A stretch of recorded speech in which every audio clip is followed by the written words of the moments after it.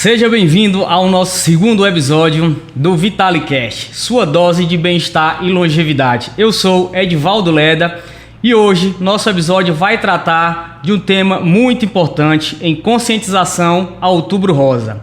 Nosso episódio de hoje é sobre conscientização do câncer de mama, muito importante para todas as mulheres. E antes de mais nada, estamos aqui em nome dos nossos patrocinadores, que é a Farmafórmula, maior farmácia de manipulação do Brasil, Onherbal, suplementação da ponta à cabeça.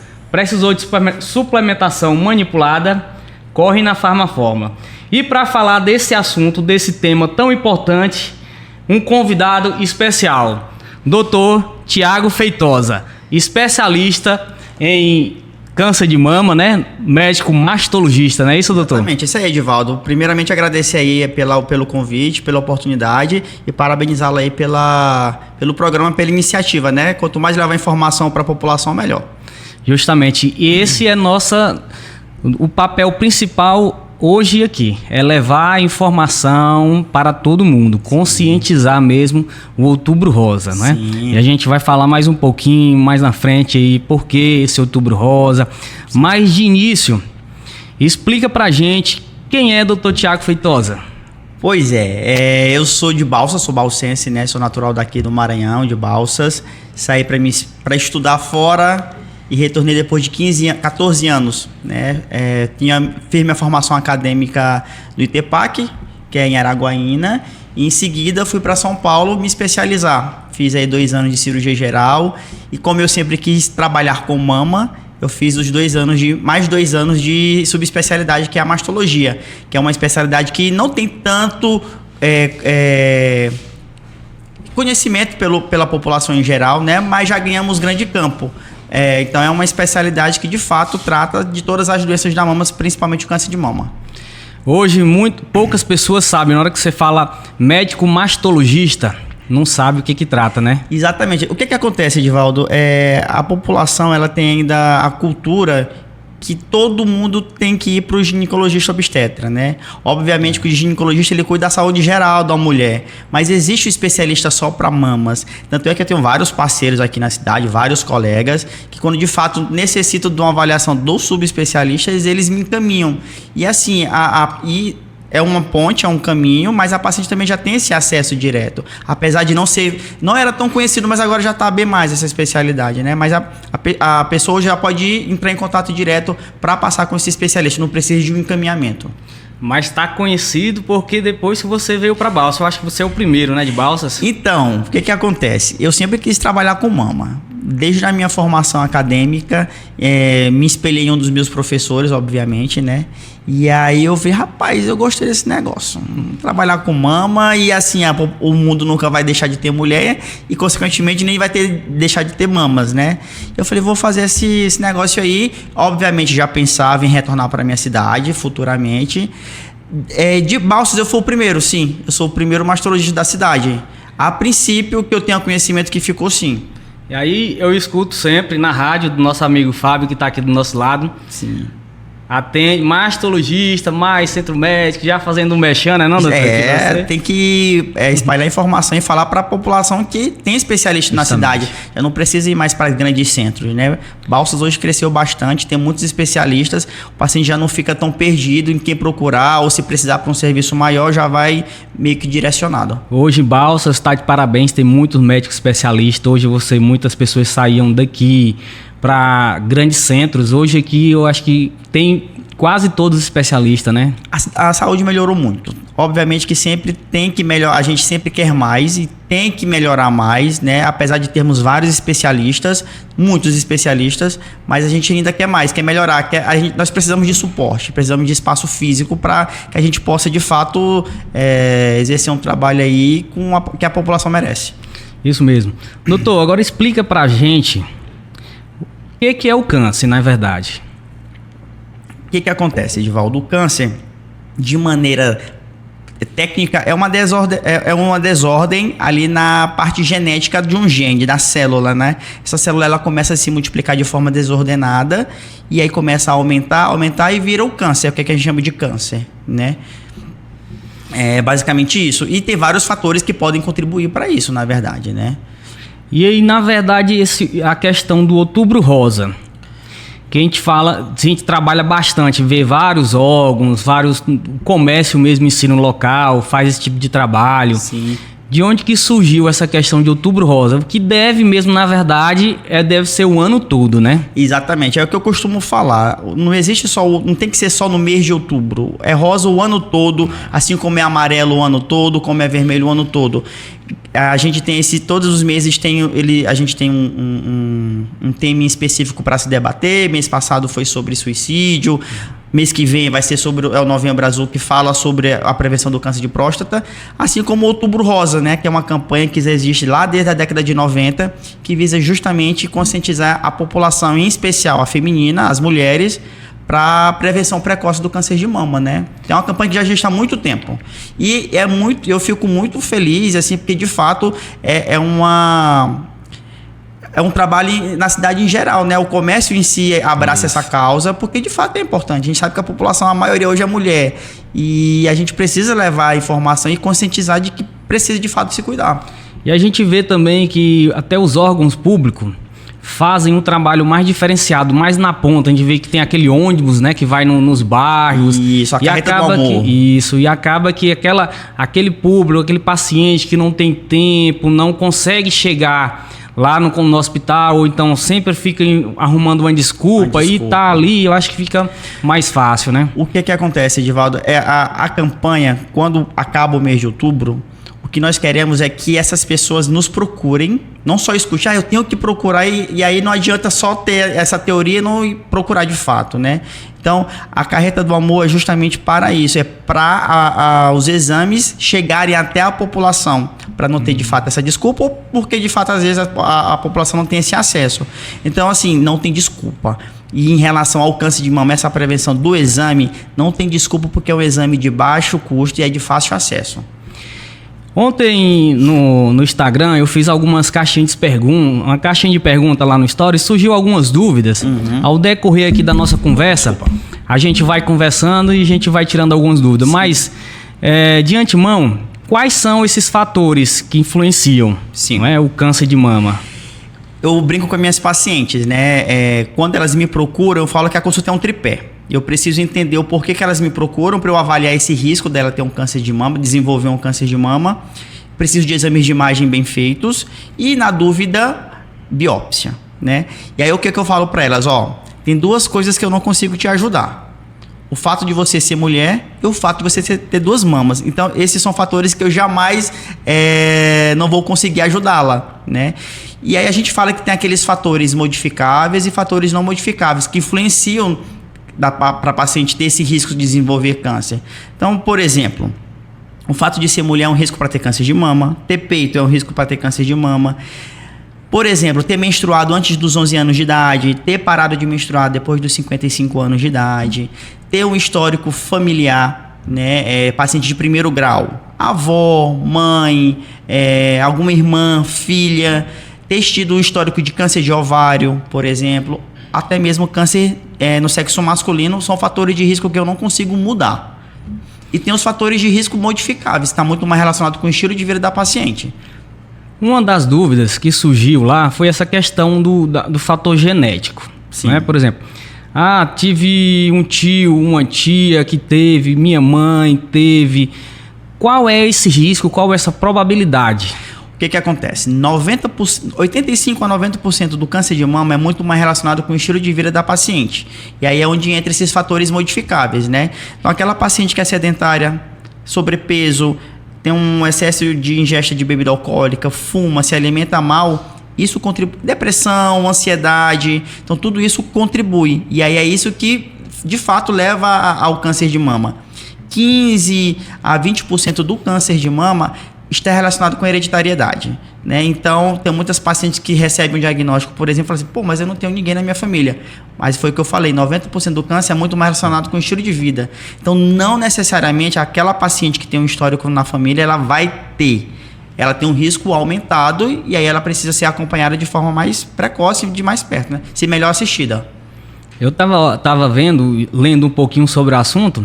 Questão que relacionado, né? E eu vi justamente isso, questão de atividade física, alimentação. Então, para você ver, o nome do podcast é Longevidade, Longevicast, né? Longevidade. Sim. Então, para você ter uma vida longeva, chegar na terceira idade tem que se cuidar, na verdade, né? E quando a gente fala em estilo de vida saudável, não é só para prevenir o câncer de mama, é prevenir vários tipos de câncer, além de doenças cardiovasculares, né? Hipertensão, diabetes, derrame, enfim, tudo isso ajuda a prevenir. Então tem que ter estilo de vida saudável. Isso. E aí outra coisa que eu vi lá quando eu estava lendo, questão dos antioxidantes, né? A ajuda dos antioxidantes, eles na verdade retardam, ajudam, pode prevenir, ou associado a alguma atividade física, alguma coisa assim, ele ajuda? Ajuda de maneira geral, né? A gente sabe que esses radicais livres, que é decorrente da má alimentação, de enlatados, isso prejudica nossas células, digamos assim, né? Então, você associando uma boa alimentação com suplementação, no caso esses antioxidantes, ajuda sim. Atrapalhar não atrapalha. Então, muito bem. Então, bom saber. Então, quem precisar de suplementação, antioxidante aí, inclusive lá na Farmafórmula tem. É isso aí. Doutor Tiago aqui é especial, já é nosso cliente já há um bom tempo, né, doutor? Cliente desde sempre, desde quando eu retornei a Balsas. Há 5 anos já sou sempre cliente fiel. Doutor, outra dúvida que surgiu, né?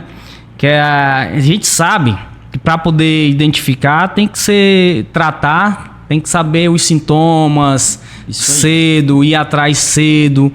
E assim, como que a gente vai saber os sintomas, o que ela deve procurar, né? Os sintomas, os sinais, ela pode fazer o toque, explica um pouco pra gente. O que acontece?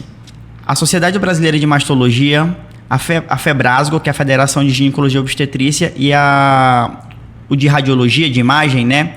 Eles preconizam que a partir dos 40 anos é obrigatório. A mulher que completou 40 anos, ela tem que fazer rotina anual. Não vem aqui com ela desculpa, eu fiz com 40 anos, vou fazer com 42, 44. Não. Essas 3 entidades que eu falei é anual. Mas só devo procurar a partir desta idade? Obviamente que não. Eu já falei, como eu falei, só o fato de ser mulher, ter 2 peitos já é um risco para ter câncer de mama. E câncer já não escolhe mais idade. Então, para que serve o autoexame? Autoexame, como o próprio nome já diz, é para se autoconhecer, né? Então a mulher ela precisa se tocar. Acho que todo mundo de forma geral precisa conhecer o seu corpo, né? Então a mulher ela precisa se tocar, ela precisa se conhecer. Para aquelas pacientes que menstruam, o que a gente orienta? Parou de menstruar, 5 dias depois vai lá e faz o autoexame na frente do espelho, faz movimentos circulares, né? Na região da mama, na região da axila. E aí se ela observar, por exemplo, que tem um caroço em um peito que não tem no outro, ou que no mês passado, quando ela fez o autoexame, não tinha nada, e agora apareceu, ela tem que procurar para ver o que está acontecendo. Começou a descamar o bico do peito, começou a sair sangue pelo bico do peito de forma espontânea. Eu sempre falo, nunca apertar o bico do peito, a mulherada, né?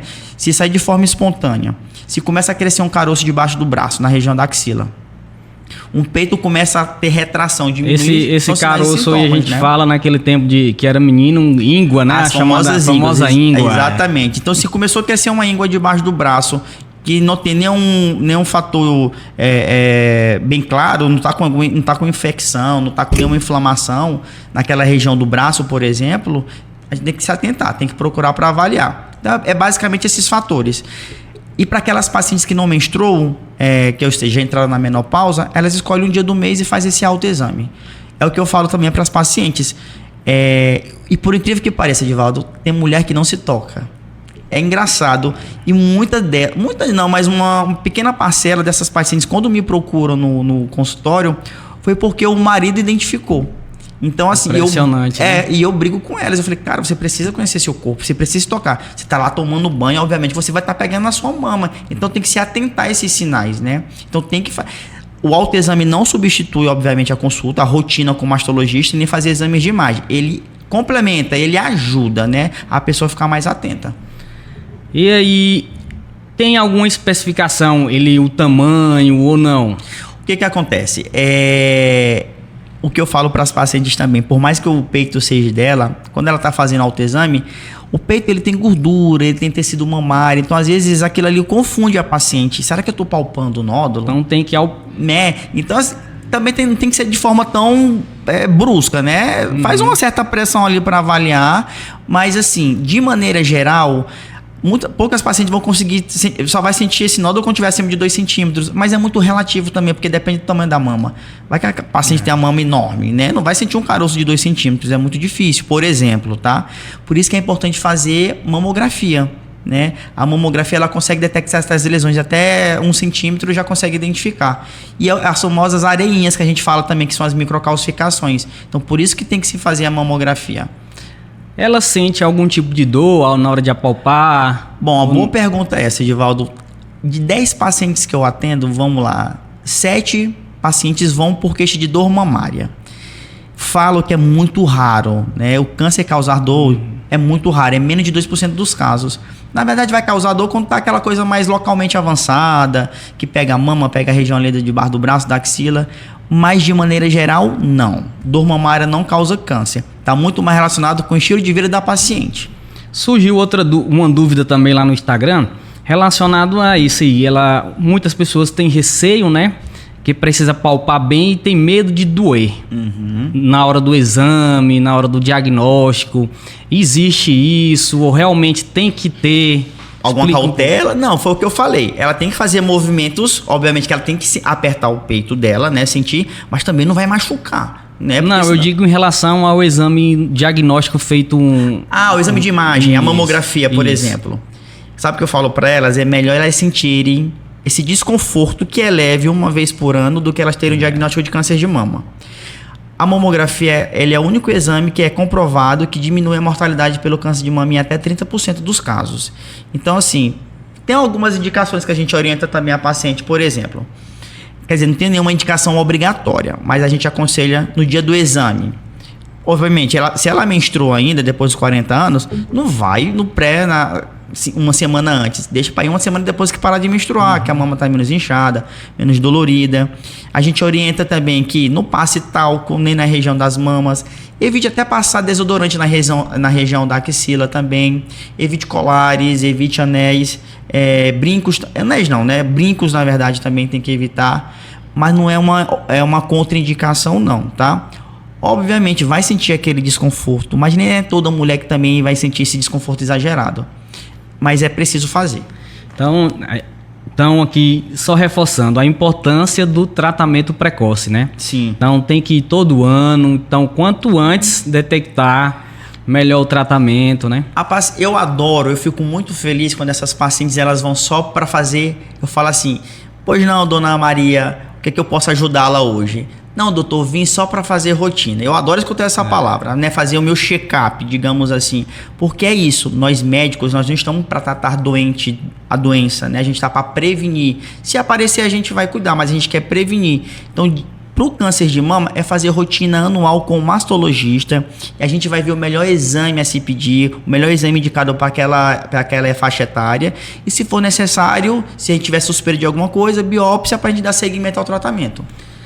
Depois da pandemia, o brasileiro começou a fazer mais isso, né? Então teve um estudo, inclusive a venda de suplementação, ela cresceu um pouquinho já para isso, para prevenção, né? Prevenção. Então o brasileiro está começando a aprender mais e tomara que continue assim, né, doutor? Eu acho que a tendência é essa, viu, Edivaldo? Quando eu retornei para Balsas, eu até falei para minha mãe que assim, eu achei que o pessoal da cidade tinha muita gente com um estilo de vida melhor, né? Praticando atividade física, fazendo uma academia. E aí, quando a gente orienta em relação a isso, é fazer o que a pessoa se sente à vontade, né? É melhor para ela. Ninguém tá todo mundo à vontade de ir pra academia. Tem dia que você não tá afim. Mas é se movimentar, fazer uma caminhada, fazer uma corrida, fazer o que der, ela sentir prazer, né? E eu acho que a tendência é essa, né? Todo mundo quer chegar na terceira idade depois dos 60 anos bem. Eu não quero chegar lá um velhinho com 75 anos que alguém me limpe e eu que eu fico na cama, né? Então, assim, é preciso ter estilo de vida saudável, é preciso se alimentar bem. Os suplementos, desde que sejam bem indicados e bem assistidos, só vem para acrescentar, para melhorar, né? Então é isso, a tendência é essa. Outra curiosidade que surgiu foi a questão de familiar, genética, outra, né? Sim. Por exemplo, igual eu expliquei, a mãe teve, ou o tio não, até que pode ter, né? Sim. Eu vi também que pode ter em homem, né? Homem pode ter câncer de mama. Para cada 100 mulheres que tem um diagnóstico de câncer de mama, um homem vai ter. E o homem ele vai ter os mesmos sinais e sintomas de uma mulher. Só que o que é que acontece? Homem é bicho ignorante. Homem é preconceituoso. Ah, não, é só uma nascidazinha ali. Geralmente começa com essa desculpa aí. Ah, é só uma nascida. É um furúnculozinho ali e vai deixando. E vai crescendo. Infelizmente, no homem, o diagnóstico geralmente é mais tardio. O diagnóstico sendo Justamente tardio... por causa disso, né? A ignorância, cara. Preconceito. Eu falo... Muitas das minhas pacientes também vão com um companheiro. E eu gosto que as minhas pacientes vão sempre com alguém. Porque eu falo muito, eu falo para assim, ó, eu falo o que eu tenho que falar, não escondo nada, porque assim, é sobre você. Né? Você tem que saber o que está acontecendo com você. E muitas vão com os companheiros. E aí eu brinco com ele, eu falei, como é que tá a sua rotina? Tá passando com um urologista, que é para avaliar a questão da próstata, quando, enfim, tem uma certa a idade mais específica? Não, doutor, não sei o que, não sei o que. Aí eu falo assim, rapaz, presta atenção. Mulher começa a ter vida sexual ativa, tem que começar preventivo todo ano. Completou 40 anos, tem que começar, além de fazer o preventivo, cuidar da mama. Olha o tanto que a mulher se cuida. Nós só temos uma danada, uma próstata, né? Que a gente precisa ter essa prevenção quando chega a uma certa idade. E tem homem que não se cuida. E é o que acontece quando o homem tem câncer de mama. Esse diagnóstico é mais tardio por ignorância. Preconceito do próprio cara. E faz todo sentido. E é uma boa aí. No novembro, agora que já é o Novembro Azul, a gente chamar um colega para fazer sobre isso, né? Uma conscientização muito boa. É pegar a população em geral, isso, né? E colocar na cabeça do homem que o homem também se cuida, o homem precisa se cuidar, né? Se a mulher vai chegar bem, a gente também quer chegar bem, né? Tem que estar todo mundo bem, na verdade. Aí, finalizando a pergunta aqui, essa pessoa queria saber se existe hoje já algum exame que você consiga fazer, que ele lhe indique se vai ter ou se não vai ter alguma coisa do tipo. Que hoje até eu vi na televisão esses dias o Alzheimer, né? Sim. Que já existe, já... Exames que podem... Quem tem a sensibilidade tem a especificidade, né? Por exemplo, a gente tem um caso muito famoso mundialmente, que é o da Angelina Jolie. Que é só complementando a pergunta que tu fizeste, que eu não respondi, eu acho. Desse histórico familiar. Então, ter histórico na família, não necessariamente você vai ter câncer. Você é uma pessoa de alto risco, né? Então precisa ser melhor acompanhada. Cuidar mais, né? Cuidar mais. O da Angelina Jolie, por exemplo, ela tinha um histórico na família. Eu acredito que foi a mãe ou irmã ou avó que teve câncer. De tudo de primeiro grau. E ela foi fazer o teste genético, né? Obviamente que teste genético tem as suas indicações, né? Ah, eu quero fazer um teste genético. Não, calma. O colega especialista, geralmente o oncogeneticista ou geneticista, ele vai pedir... Se a pessoa for lá procurar, por ter um histórico muito rico de câncer na família. Ela faz um teste genético para certos genes, né? E aí a Angelina Jolie, ela fez esse teste genético pelo histórico da família e ela tinha mutação nesses genes. Aqueles genes mutados, então ela tinha um risco muito grande de desenvolver câncer de mama e de ovário. O que foi que ela fez? Retirou as 2 mamas. E a gente fala que é uma cirurgia redutora de risco, né? Então ela vai diminuir aquele risco para ela desenvolver o câncer. E aí sim, aí a pessoa vai ser melhor orientada, mas tem sim os testes genéticos. Então, mas precisa ser bem indicado. Tem sua indicação, não é só chegar, quero fazer. Não. Isso é o que eu encontrei na internet sobre. Olha aí, ó. Olha aí, tá vendo? Dona Siri. Orientada, mas tem genéticos, precisa ser bem indicado. Dá uma olhada. Outra questão, após feito o diagnóstico, Sim. você faz o tratamento completo, é indicado para um oncologista, como que funciona esse tratamento? Edivaldo, nem tudo que é palpável na mama ou nem tudo que aparece de alterado, tanto no exame físico quanto nos exames de imagem, é câncer. Né? A maioria dessas alterações da mama são alterações benignas, mas a mulher, a pessoa que sentiu aquela alteração, ela precisa me procurar de imediato para a gente ter aquela avaliação. Ela vai lá com essa alteração, com aquele nódulo palpável ou com aquele exame de imagem alterado. Eu vou avaliar.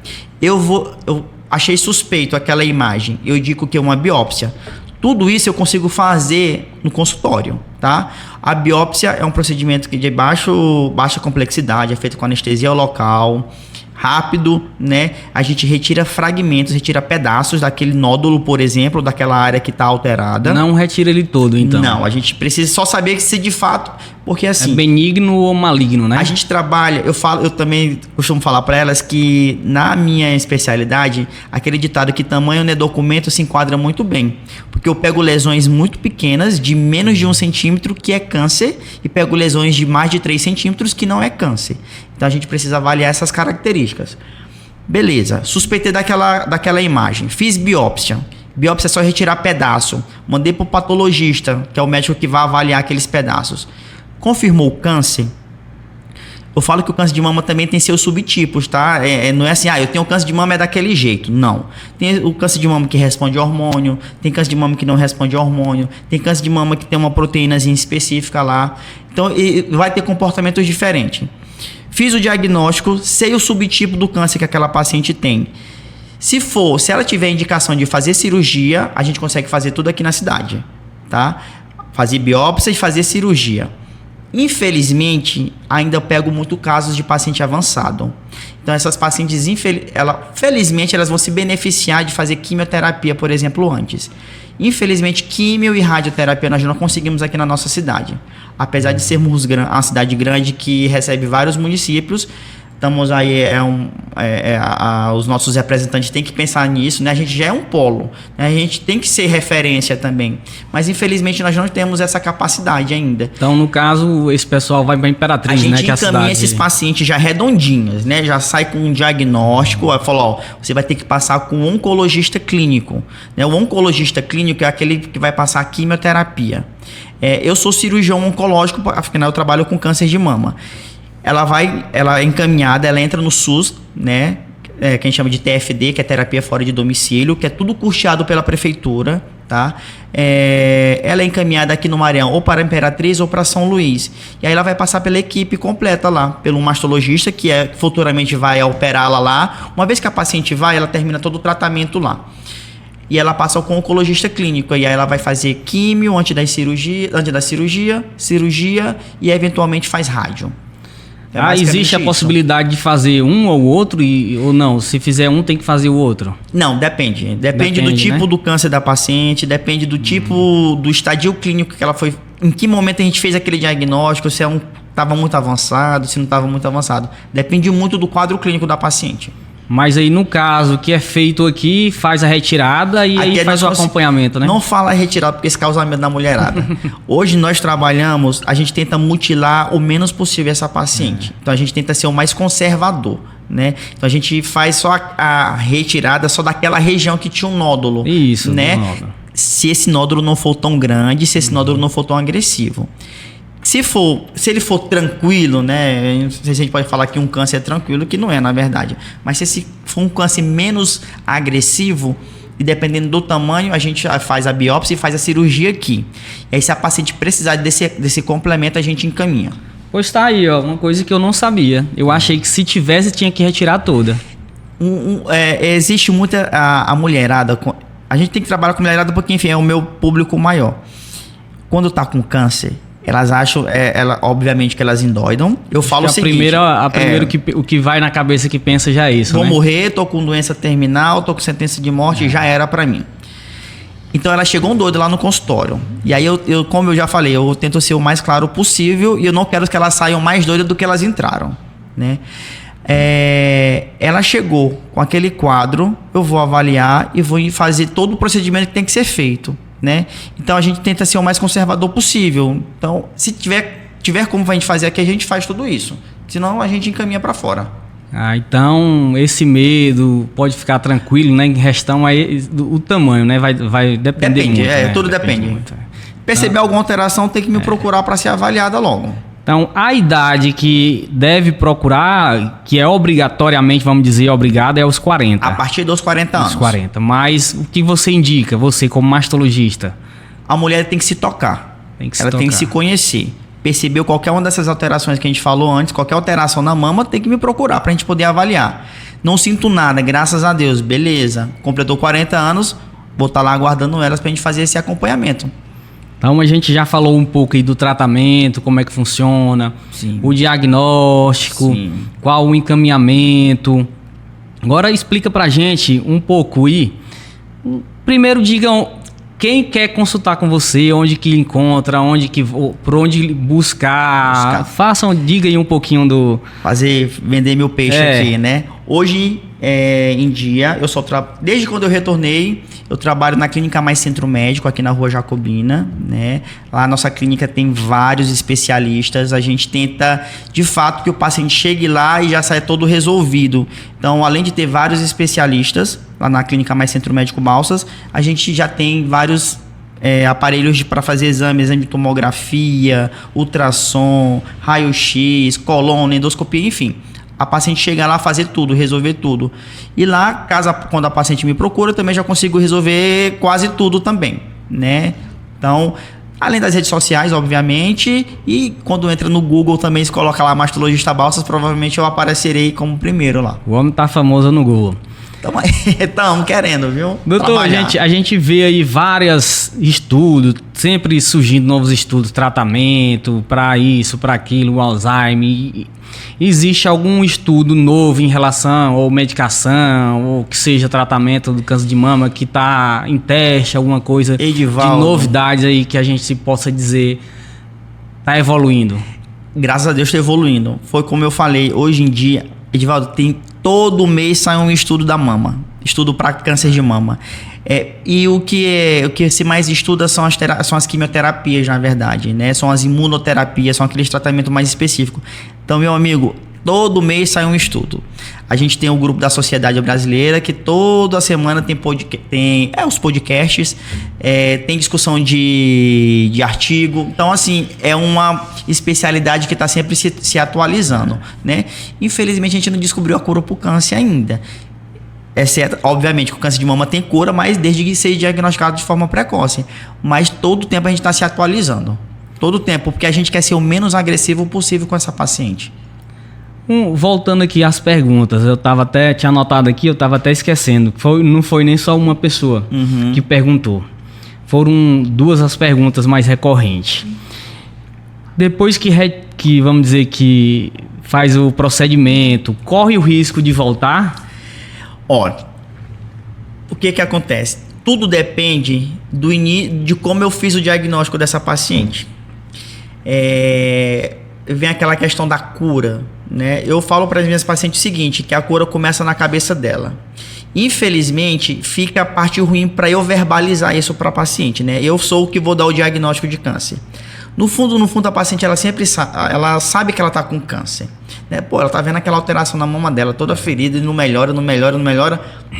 No fim, ela sempre sabe que ela tem câncer. Só que eu vou verbalizar aquilo para ela. Tudo depende de quando é feito esse diagnóstico. Então, assim, teve o diagnóstico, ela colocou na cabeça, tô curada? Pronto, ela tá curada. É isso daí que a gente quer, né? Porque ela precisa estar com o psicológico bem preparado. Entretanto, tem aquele período que a gente precisa acompanhar, porque depende muito do câncer que foi feito, do tipo do câncer que ela tem, de que grau foi feito o diagnóstico, porque tem câncer que vai voltar com 1 ano, tem câncer que volta com 2 anos, tem câncer que não volta, ou tem câncer que volta com 5 anos, tem câncer que volta com 10, 15 anos, então depende muito. Melhor mesmo, pelo que eu tô vendo, é ter uma vida ativa, se cuidar sempre, exatamente, né? Essa é a melhor opção. É a melhor opção. Doutor, você falou da questão dos homens, né? Que eu nem sabia, eu achei que era menos. A cada 100, um homem? A cada 100 mulheres que tem um diagnóstico, um homem vai ter. E é basicamente os mesmos sinais e sintomas que ele vai ter. E vai seguir o mesmo protocolo de uma mulher. A diferença é que o homem não faz rastreamento por câncer de mama, obviamente. O homem não vai estar fazendo mamografia lá todo ano. Não existe isso, tá? Entendi. Mas uma vez que ele tem aquele diagnóstico, ele vai seguir o mesmo protocolo que é feito com a mulher. Vai receber as mesmas quimioterapias. Geralmente a cirurgia é mais agressiva, porque já é feito o diagnóstico tardio, tá aquela coisa localmente avançada. O tratamento geralmente também é um pouquinho mais agressivo, porque o cidadão não procurou antes. E as chances de estar com metástase, né, estar espalhado é muito grande, né? Então... Mulheres, esse número, falando nas mulheres, tem esse número em cada... Para cada 12 mulheres, uma mulher vai ter o risco de desenvolver câncer de mama. Bem então, diferente. Aquela mulher que não é de alto risco, ou seja, uma mulher que não tem histórico familiar, se alimenta bem, tem vida saudável, ela tem o risco de desenvolver câncer durante a sua vida de 12%. Então, uma mulher a cada 12 vai ter esse risco. Então, a nossa intenção aqui, pessoal, não é colocar medo, mas é alertar. Exatamente. Que o Outubro Rosa não é só em outubro, né, doutor? É isso aí. É a gente levar essas informações para vocês, mas é que vocês precisam fazer esses acompanhamentos mensais, anuais, não deixar de fazer. Não adianta eu estar aqui, o Edivaldo me convidando, a gente prestando esse serviço para a população e vocês só assistirem, escutarem e não fazerem por vocês, né? Se você não se cuidar, não vai ser eu, não vai ser o Edivaldo que vai fazer, né? O cuidado tem que partir de você. Fica esse puxão de orelha aí, viu, doutor? Eu brigo com as minhas pacientes, viu? Eu brigo. Outra dúvida, doutor, que surgiu, outra que foi uma das mais perguntadas, é a questão a prótese mamária. Ela aumenta a probabilidade ou não tem nada a ver? Existe sim esse risco? Vamos falar dos mitos então em relação ao câncer de mama. Isso. Né? Usar sutiã causa câncer de mama. Usar desodorante assim causa câncer de mama. Tudo mito, tá? Isso. Em relação à prótese mamária, a mulher, se aumentasse o risco para ter câncer de mama, não teria essas cirurgias estéticas, né? Obviamente. Não aumenta, gente. Obviamente que prótese é um corpo estranho que a paciente está colocando ali no seu corpo. Tem alguns problemas, sim, que a paciente pode ter. São raros, mas pode. Mas aumentar o risco para câncer de mama, não, né?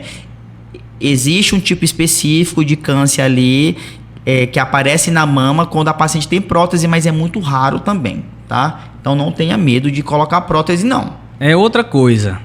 Não tem nada a ver com câncer de mama, se aparecesse que você comentou. Não, a prótese, infelizmente, ela aumentou aquele risco ali local, mas para esse tipo específico, que é o que a gente chama, eu vou falar o termo técnico, é linfoma anaplásico de pequenas células. Então é um câncer diferenciado ali na região da mama que foi provocado pela prótese.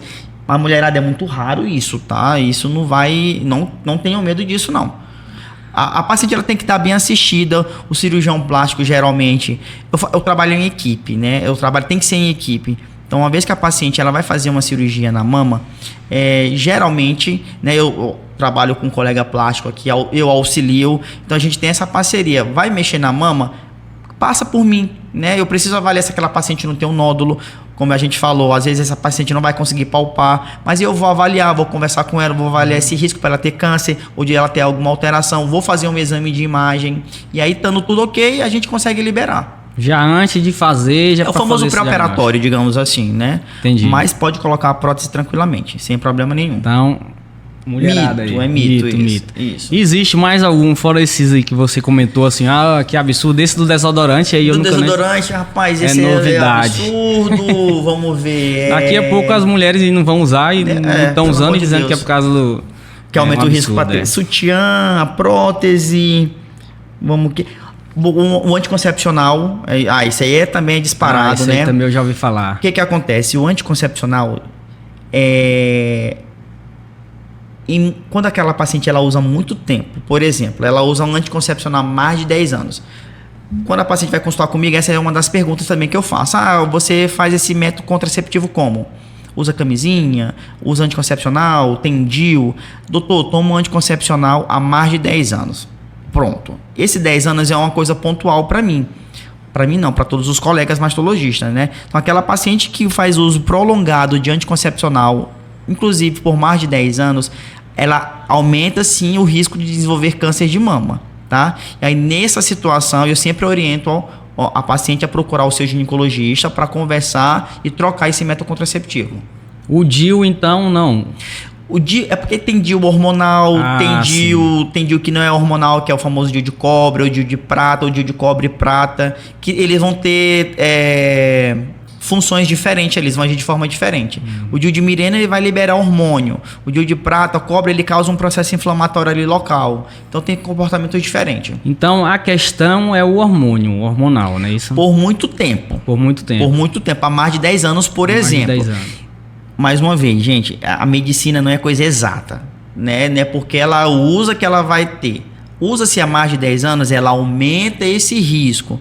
Então, ao passar comigo, eu vou avaliar esse risco dela e vou sugerir, melhor trocar esse método contraceptivo. Passa lá com um colega ginecologista que ele vai conversar melhor com você. Faça uma cartinha ali, orienta, colega, vê essa possibilidade de trocar esse método contraceptivo. O paciente já toma anticoncepcional há mais de 10 anos, aí o colega vai conversar. Doutor, ficou bem claro para mim. Se você quiser complementar com alguma coisa, ou que a gente esqueceu, passou batido e a gente não comentou, fique à vontade.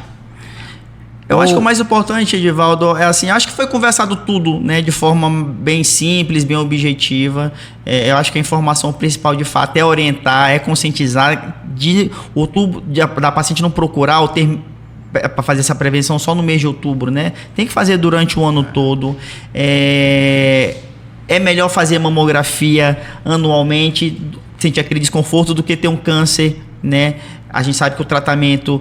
Tem paciente que vai sofrer mais, tem paciente que vai sofrer menos, mas é um tratamento agressivo, ninguém quer passar por ninguém quer ter essa doença, obviamente.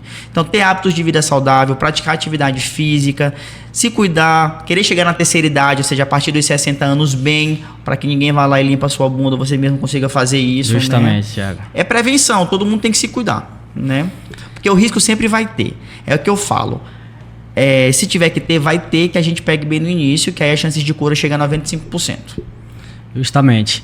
Eu sempre digo, procure fazer de uma maneira, vamos dizer, para evitar, pelo que eu entendi aqui, o certo é você ter uma qualidade de vida boa. Exato. Não é? Então, pessoal, essa foi uma conversa aqui muito proveitosa com o Dr. Thiago Feitosa, Thiago né? Feitosa, mastologista, esclareceu todas as dúvidas. Doutor, se você fosse resumir esse podcast em poucas palavras, para dar um recado, qual seria? Câncer de mama tem cura, e ter diagnóstico de câncer não é a sentença de morte, né? É uma pedra que apareceu ali no meio do seu caminho e vai ter a minha ajuda, a ajuda de vários especialistas para a gente fazer você retirar ela do seu caminho. Então, não tenha medo.